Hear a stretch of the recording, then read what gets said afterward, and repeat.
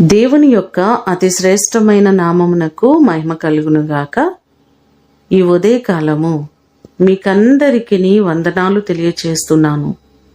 ఈ దినము మిమ్ములను బలపరచు దేవుని మాట, నీవు చేయు ప్రయత్నములన్నిటిలో నిన్ను ఆశీర్వదించును.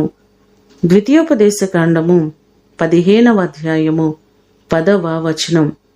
మీ దేవుడైన యెహోవా నీ కార్యములన్నిటిలోనూ నీవు చేయు ప్రయత్నములన్నిటిలోనూ నిన్ను ఆశీర్వదించును అనే మాటలు మనకి భాగంలో కనబడుతున్నాయి. మన దేవుడు మనం చేస్తున్న ప్రతి పనిని ఆశీర్వదించేవారు, దీవించేవారు. ద్వితీయోపదేశకాండము 28వ అధ్యాయము 8వ వచనంలో చూస్తే, నీ కొట్లలోనూ నీవు చేయు ప్రయత్నములన్నిటిలోనూ నీకు దీవెన కలుగునట్లు యెహోవా ఆజ్ఞాపించును, ఆయన నిన్ను ఆశీర్వదించును అనే మాటలు మనకు కనబడుతున్నాయి.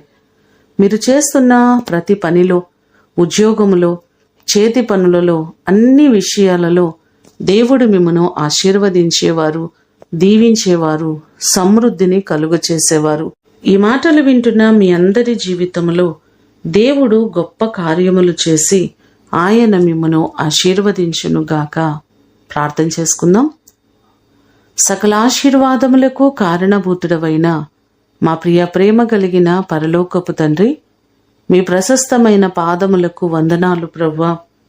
మా ప్రియులెల్లరినీ జ్ఞాపకం చేసుకోండి. వారి చేతుల కష్టార్జితమును దీవించండి. వారు ఏ పని చేస్తున్నారో ఆ పనిలో మీ దీవెన కావాలి, మీ ఆశీర్వాదం కావాలి.